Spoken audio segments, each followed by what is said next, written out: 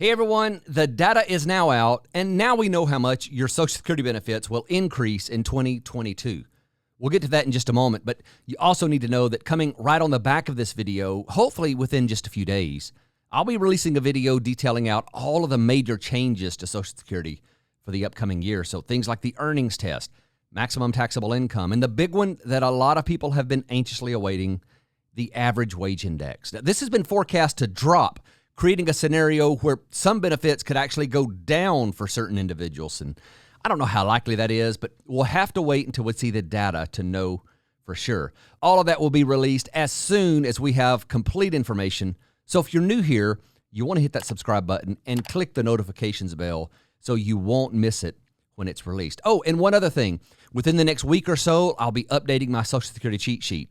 This is the sheet where I list the earnings limit, taxation thresholds, reductions, and increases for various filing gauges, and a whole lot more on here, too. I like to say that it's like getting the most important stuff from the 100,000-page Social Security website condensed down to just one page. If you're already on my email list, you'll get this automatically, but if you are not, the easy way to get added is just download the 2021 version of the cheat sheet, and as soon as I update it for all the new numbers, I'll send it out.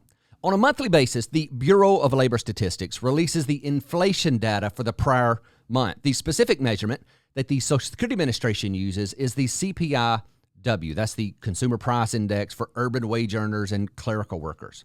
But it's really not that much difference than the normal Consumer Price Index that you often hear reported in the news.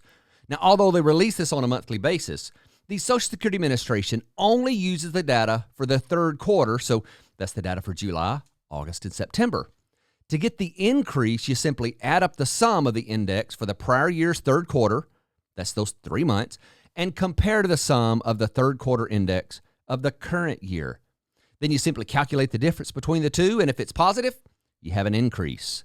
If there is an increase, it does have to be rounded down to the nearest tenth of 1%.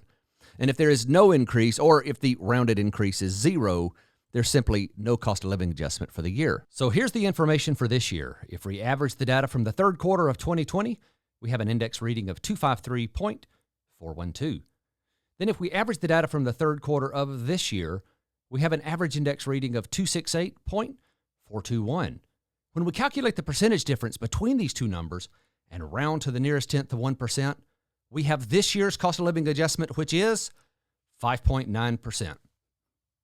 This increase will become effective in December, so the first check with the increased amount is paid in January. So yes, it's a big increase, but one of the things we'll keep watching is the increase to Medicare premiums. This is often the determining factor of how much of the Social Security benefit increase you actually get to keep.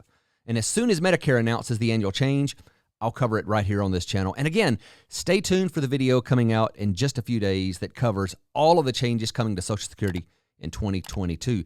If you're watching this in the weeks after I've published that video, just look down in the description and I'll link that video up down there as soon as it's published. Thanks so much for watching.